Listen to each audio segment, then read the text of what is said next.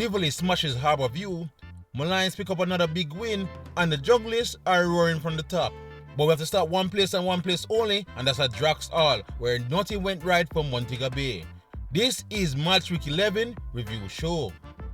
Yes, people, welcome back to Jamaican Fan, and we're here to review Match Week 11. Some great matchups will happen, but some of them never turn out as nice as we thought they would. But we're going to start with a nice one at Draxall as promised, where league leaders Montego Bay United take on the host Mount Pleasant. In terms of the lineup for Mount Pleasant, I was a bit surprised, but Brazilian number 10 Claudio Ferreira get the start against his old team in the middle of the park. Sue McCullough also comes in for the suspended Anglin, but he's at right back, which means that Cummins missed out as Kyle Ming goes in on the right centre back position. As for Mobe, they also gave Demario Phillips a start against his old team in that middle of the park, so there was no space for Chanel Thomas at the front lines. Now, when the game kicked off, it was a bit cagey, but Mobe eventually got their feet on the ball more often than Mount Pleasant and had a bit of possession, but eventually Mount Pleasant took over and was coming forward much better.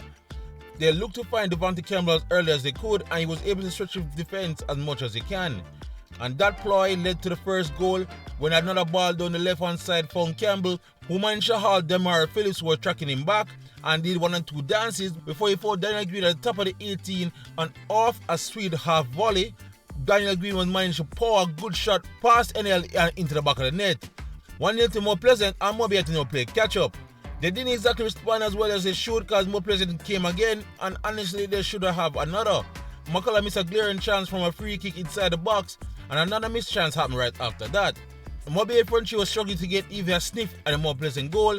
Owen Gunn could not get past McCullough to save his life, and thus most of their attacks were simply stifled. They did end the half with a bit more possession, but they just couldn't find a way to break down Mount Pleasant. So it ended 1-0 at the half. Coach Zapata realized that something has to be done about this, and he did made a change and took off his right back McKenzie and bring in Chanel Thomas to have 4 in the attack. But even he could not predict what happened next straight after kickoff. A harmless ball was floated into the Mobe box, and when Weatherly was trying to just cushion a header back to his keeper, it hit the hand. Penalty, of course, I just have a feeling for the player, but it was a stroke of luck for Mount Pleasant. Kim Onibelli, who was absolutely invisible in that first half, stood up to take it, and he dispatched it calmly to give Mount Pleasant a 2-0 lead.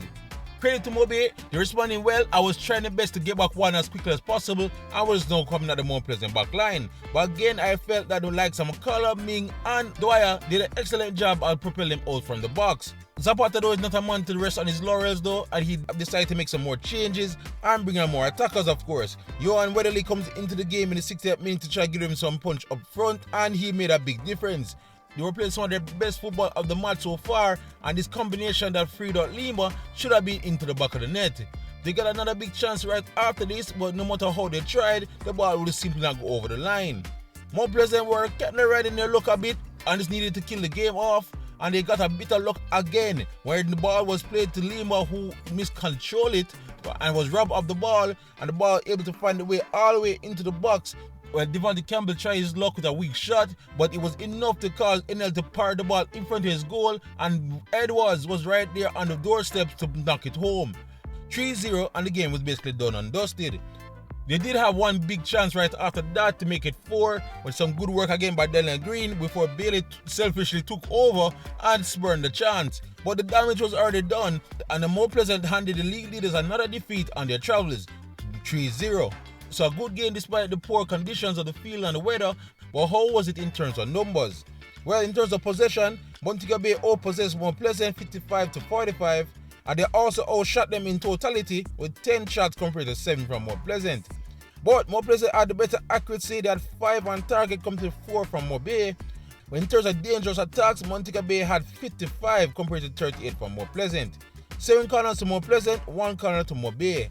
So yeah, a bit of bad luck in this game for Montego Bay a bit, but sometime in football you create your own luck. I thought Devontae Campbell was excellent on that left hand side and one of his better games all season. And Daniel Green also had a great match, again one of his best of the season. So Mount Pleasant was fully deserving of the win. Mobe just have to write this off as a one-off and try their best to go again. I'm quite sure they'll be fine in the coming weeks. But once again, it finishes Mount Pleasant 3, Montego Bay 0. So now with Montego Bay slipping up, it is a prime chance for Firehouse Nation to get the sole control of the first place position. They travel to a tough Portmore United though at Fernita Park. In terms of the lineups, Portmore could be thankful that Stephen Young shook off a knock he got last game to make the starting lineup, and he also returned to the starting lineup for Tarek Zimenez. As for Waterhouse, despite his goal, Jefferson could not make the starting lineup, so Martin Davis kept his spot, so basically there was no major surprises in the lineup. No, when I spoke about this game in preview, I mentioned the last time they faced each other here at Fernita Park, it ended 0-0, and I don't see it happening again. But I guess I can knock this off as commentator's curse, because that's exactly what happened again. Honestly, this is going to be a short review because it was absolutely nothing that was happening in this match. Portmore did start the brighter, and Waterhouse did retaliate well, but honestly, it was a game of poor counters where no team could land that damaging punch. And honestly, I can't recall if any of the keepers were even forced in making a save. It wasn't for the lack of effort, but I guess we'll just have to give credit to both defensive lineups to keep out each team's attacking players. So honestly, that was the game. It ended a boring 0-0. So let's go straight to the numbers. Honestly, here are the stats. Portmore had 49% of the possession compared to Waterhouse 51. Portmore managed 6 shots overall compared to 5 from Waterhouse. But this is where I'm talking about. Portmore had 1 shot on target, Waterhouse had 1 shot on target. So really not much goal mode activity in this game. Portmore only managed 42 dangerous attacks compared to 50 from Waterhouse, 5 corners to Portmore, 7 to Waterhouse. Alright, so as a defender in my amateur playing days, I should appreciate good defending, but honestly I'm disappointed that this game was billed as one of the most hyped ones this season, and as a fan I was a bit let down. But that's how it goes. Both teams keep a clean sheet and they go again. Waterhouse, especially with the point, they go top of the table, at least for one day. Anyway, once again it finishes Portmore 0, Waterhouse 0. So with both Waterhouse and Mo Pleasant dropping points, this was a big chance for Arnett to leapfrog everybody and go straight to the top. It would not be easy though, as they had to welcome the visit of Vere Phoenix United. No, Arnett made only one big change to their lineup once again, and it was a change at centre back once again. Alwyn Tran is out, and Joel Jones for his first start of the season was in to partner Watson in the middle of the defence. While for Vere, there were many changes. A rare start for Bliss Nelson, David Juma, and Romari Thompson is back in the starting lineup in place of Daniel up front. Now, when the game kicked off, I actually thought Vere started very brightly. They were very aggressive in their press, and it took a while for Arnett to basically settle on the ball and get into their groove. Thomas was a constant thorn in their defensive side and was doing well to try to pull off something up front to get Vere the opening goal. It didn't quite materialize though, and Arnett finally settled by the 16th minute. They started to play some good football now and was able to release Jaheim Thomas down the right hand side and streak it into the box, but just like last week against Portmore, he dragged his shot wide. But it was signs of Arnett's dominance on the ball at this moment. They basically pinned Vere back into their own half and would dominate the ball as they tried to unlock that Vere defense to get that crack at goal. But then the game unfortunately had to slow down and come to a halt, where a crunching collision between Shea Smith and Alex Gale happened in the Vere box that left both players on the turf. But unfortunately for the young man Alex Gale and Vere Phoenix United, he was not able to stand up like Shea Smith did. The early suspicions are that he broke his leg and he had to be taken off the field and off to the hospital. Again, this is something you never want to see on the football pitch, and we wish Alex Gale a speedy recovery and back on the field as soon as possible. So the lengthy delay actually disturbed Arnett more than Vere, as when the game restarted, Vere were doing a bit more better on the ball. Wu Ling again was having an absolute monster of a game, but they couldn't necessarily convert that dominance into any real crack at goal. So the first half basically ended 0-0. Second half entirely was a bit better in terms of quality, and Arnett came out much brighter. They decided to keep the line high and pressed Vere once again in their own box. It almost led to an early goal in the second half when Vere coughed the ball deep in their own half. That saw the ball find Shea Smith at the top of the D, but on his weaker foot he blasted the ball over the bar. But lucky for Arnett, Vere did not learn their lesson. Almost identical in the same position, Vere caught for the ball. This time he found Warner Brown in the middle of the box, and while his shot was chased down, the deflected ball reached Marlon Martin 20 yards out, and with his weaker foot he decided to try his luck, and it's a good thing he gambled. A good shot that was able to pass Harrison in goal and give Arnett the deserved lead. 1-0, and you will see it as one of the goals of the month. Vere did respond brief at this point, but again they didn't create any major chances apart from when the ball was floated into the box, and when Roger Williams went up to collect the ball, he was collided by a Vere player and he dropped the ball right at his doorsteps, and it was always poked to him, but thankfully there was an Arnett defender on the line. But I honestly thought it was a foul, but hey, the referee did not see it that way. But honestly, that was the last major chance I can remember from Vere Phoenix United going forward. I was all on it guns after that. The game became stretched as Vere seek to get back into the game, but of course that means that Arbine had a field day running at the back line. He created numerous chances for himself that just went wide, as well as for Warner Brown, who seemed to have been stopped by a hand, but again the referee didn't see it that way. And you almost get the impression if Arnett doesn't kill his game soon, Vere will find a way to sneak back in. But the killer goal finally came. Rashika Kelce, who was on at this moment, into the box, and out came Harrison to get the ball from him, but instead of going with his hands, he used his feet, and the ball kindly deflected back in the path of Kelson, who dispatched it from the acute angle. 2-0 and the game was basically completed. I felt that Harrison had to be braver there to go face first than instead of use his feet, but a bit of rotten luck that the ball bounced back into Kelson's favour. Not much basically happened after that apart from this rasping shot from outside the box right here, and the game ended in favour of the Junglers 2-0 and they go top of the table. So enough of the game, let's talk figures. Arnett Gardens had 40% possession compared to Vere 52. Arnett had 15 total shots in the game compared to 12 by Vere, so Vere did put up some fights. Arnett though managed 7 on target compared to 2 from Vere, and that was the telling difference honestly. Arnett also had 90 dangerous attacks while Vere had 82. 4 corners to Arnett, 5 to Vere. So yeah, honestly, it was a deserved win for Arnett. I felt apart from brief spells of attacking from Vere, Arnett practically dominated the game.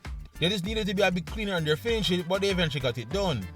Warner Brown did not get the goal, but his tireless work up front did help create most of the chances, so I felt he had a good game nonetheless. But the man of the match was rightly given to Marlon Martin for not only his goal, but the great work he did in that midfield. As for Vere, they do play some good football at times, but they seem their attack is lacking and they need to find a number 9 soon. But the real bright spot for them is Montego, who seem to get better and better each games he play. But anyway, from the jungle, it is Arnett Gardens 2, Vere Phoenix United 0. Now we move from one garden to the other, as struggling Tivoli was looking for maximum points against Harbourview. Now Tivoli lost in the midweek to Dunbarton, and after the match, head coach Jerome Wade questioned his quality of his players, but said it was all about to see if they're going to respond in this game. As for the starting lineup, there's a start for Canary Rose into the team, and Jaquil Jones continued to deputize at left back, and Nathan Thomas continued his resurgence in that midfield. As for Harbourview, the main surprise was Devante Hodges back into that defensive lineup, and Andre Fagan once again will be the man tasked with getting them the goals. So when the game kicked off, I felt Harbourview actually started brighter, but it didn't last long. Eventually Tivoli took over possession. I was now carved up more of the chances. Nothing too dangerous until a corner was floated into the box. It was headed out to the top of the D. A nice volley came in and through the crowd Vere did well to get a block on it, but it fell neatly to Canary Rose, who dispatched it and gave Tivoli the deserved 1-0 lead. How they needed that for their confidence. But credit to the Stars of the East though, they responded very well and swiftly and were now dominating possession and were now carving up chances of their own.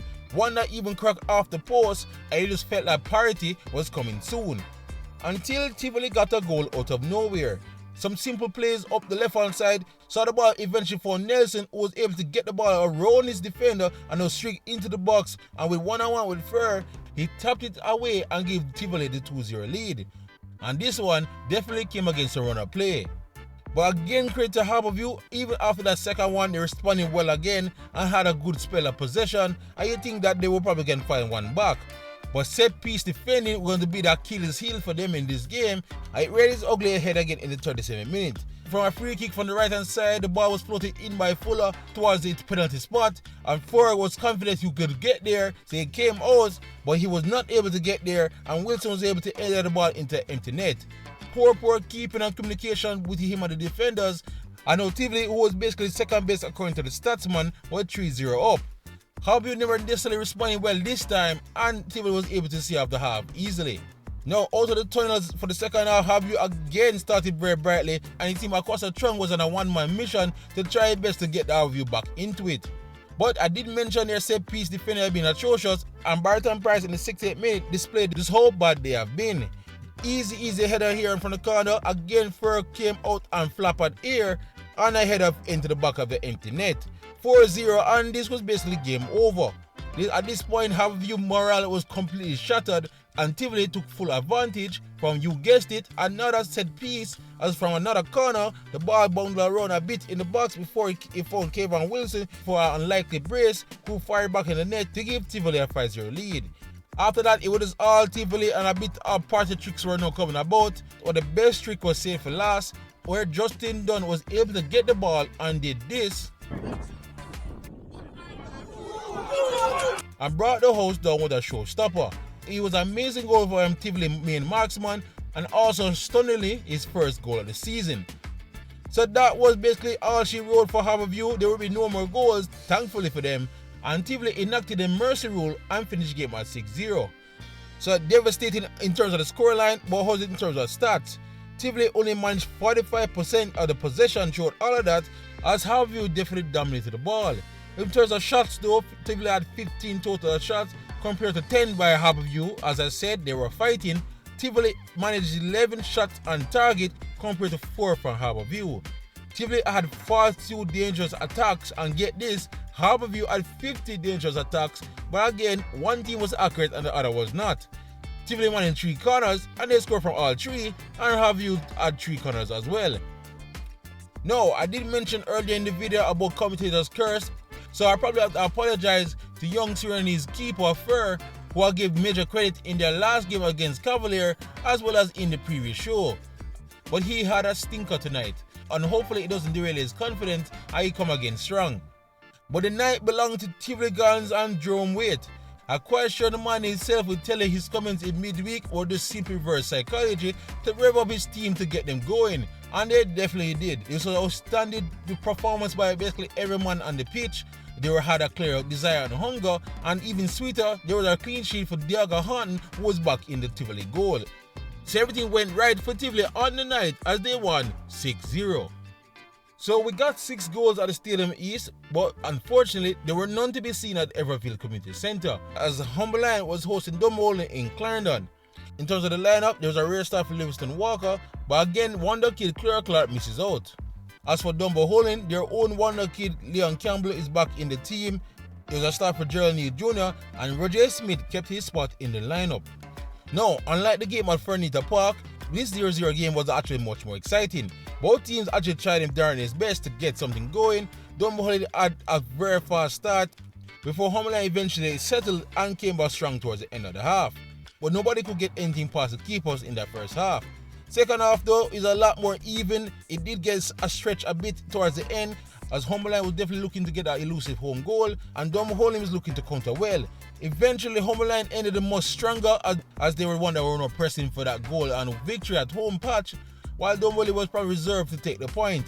And that they did, as Humberline was not able to crack their defense, and the game ended out in another disappointing 0-0. So a fairly good effort by both teams. Will that reflect in the numbers? Humberline had 45% of possession compared to 55% on Dunbolton. 17 shots in the end by Humberline as they were trying their best. Dunbolton only managed 12 in return. Only 4 shots on target though for Humberline, and the same could be said for Dunbolton. 51 dangerous attacks for Humberline, 45 for Dunbolton. 5 corners for Humberline as they pressed, especially in that towards the end of the game, and 2 corners for Dunbolton. So yeah, another home game goes by for Humberline where they failed to get the win, and this might become a pressing concern, especially in that goal scoring department. Andre Clennon, who had a very good October, basically had a silent November so far, and this has hampered Humberline goal scoring threat. As for Dunbolton, they bettered their away record just a bit. It wasn't a win, but at least they avoid a loss here again, and they can just look forward to playing at home at their patch where they've been absolutely 100% so far this season. So it wasn't a bad trip for them to Clarendon. So once again, it finished Humberline 0, Dunbolton 0. Now onto our final game. I was back in the jungle as it's a relegation 6-pointer as Mullins United was hosting Racing United. So I did ask Jermaine Thomas not to change that starting lineup unless he was forced to, and basically that's what happened. Everybody was back after their big win against Dunbolton last week. As for Racing United, they made major changes. Out was Biggs, Cole and Williams all on the bench, so all the attacking will be left down to Andre Campbell, who got another start after his goal in the midweek. Now, when the game started, it was apparent both teams was not in the running mood. The tempo was very slow, as Racing was quite fine to sit in their shape and mid-block and allow Mullines to have all the possession in front of them. You could say this was against Racing's nature, but it was kind of working, as they created numerous chances on the counter. But even them probably never expect to get the goal as they did. When the ball finally was played on the left-hand side, I was too much for his intended target. But Andre Campbell though gambled and got the ball right before Dene, who stalled him a bit, but then retreated to go back towards goal, and Campbell took a full advantage as he sneaked the ball past him into the back of the net. It was a good goal, but a bit comical, as you felt that the Racing defender that was on the front line shouldn't abandon his post, and you felt that Dene should have done better to protect that front post as well. But Racing doesn't care, and they take the lead, and it was deserved. But credit to Mullines, they did respond well and up the tempo a wee bit. I was now finding chances for Jason Wright in the middle of the box. He did miss this one here, but he would not miss the second one when the ball was coming from the right hand side this time, and Bowers absolutely whiffed of the ball, so landed to right in front of the 6-yard box, and you can't get a man as dangerous as him that kind of luck, and he bears it to give Mullines the equalizer. 1-1, and he could say it was coming. There was no more goals after that, as the half ended in parity, but at the halftime break, it seemed that Anthony Patrick had enough and brought out all his big guns, as Rene Murray, Ronaldo Biggs and Siobhan Reid came in at the half to give some attacking reinforcements to Racing United. It worked for a bit. They controlled most of the ball and possession right straight from the half, but there were no real clear-cut chances that they created. No, Mullines were the one who were countering, and they did it well. Livingston was playing like he was 21 again, and now a ball was played over the top for him on the left-hand side. He looked like he was taking a shot here, but the ball neatly rolled in the right place at the right time for Nelson, who was able to tuck it into the empty net and give Mullines a 2-1 lead. A big goal for Mullines as they hoped to just hold on. Racing did get a bit more possession after that and was trying to come at Mullines, who was a bit more reserved, own shape, and Racing couldn't really break through. Mullines did carve out 1 and 2 half chances after that on the counter, but even they could not get another goal. But the damage was honestly done. Racing didn't really manage anything else as dangerous, and Mullines sealed up the game for impressive and needed 2-1 win. Alright, let's look at the numbers real quick. Mullines had 56% of the possession compared to Racing 44. As I said, Racing allowed Mullines to have the ball, especially in that first half. Mullines had 10 shots in totality compared to Racing 6. Mullines had 4 shots on target compared to only 2 for Racing, and Mullines had 58 dangerous attacks compared to 47 for Racing. 5 corners to Mullines, 2 corners to Racing. So yeah, a very interesting game, and you felt that Racing should have done better to get something more out of this. Their plan to counter worked a bit. They did get the goal from it, but when they decided to open up, Mullines gave them a taste of their own medicine. They still have a major problem of scoring more than 1 goal in a match. As for Mullines and Jermaine Thomas, they should be absolutely buzzing. A very important win here, and when the team is down, it's good to know they can rely on their senior men to give them a boost. Livingston, Nelson and Wright had a great game, and all 3 combined to give Mullines a necessary 3 points. So once again, it finishes Mullines 2, Racing United 1. So that's his match week 11, some big games and some unfortunate 0-0s. But Tivoli and Mullines are probably the biggest winners of this weekend. In terms of the table now, another week and another league leader, as Arnett has jumped all the way to the number 1 position on 21 points. Waterhouse also have 21 points there in second, and Mobile slide all the way to third with 20, as Portmore and More Pleasant run out the top 5. As for the final 5, Tivoli is all the way up to 10th after their second win of the season in 10th place. Mullines did some movements as well. They're up to 11th, also on 10 points. But Vere slide all the way down now in 12th with 9 points. And Home Lion is now in the relegation zone, also on 9 points. And Idle Chapter Maroons is there in 14th place, also on 9 points. But you can definitely see this year is much more competitive, and it's not much points that separate 14th all the way to number 1. Well, alright guys, that is it from me here at Jamaica Fun. It was a great weekend, and we hope to get even better for match week 12. But please like, subscribe and share as we look to keep you up to date on all things in the Jamaican Premier League leading up all the way to the final in May. Otherwise, for great JPL content, you're already at the right place, Jamaica Fun. YouTube, pick up yourself.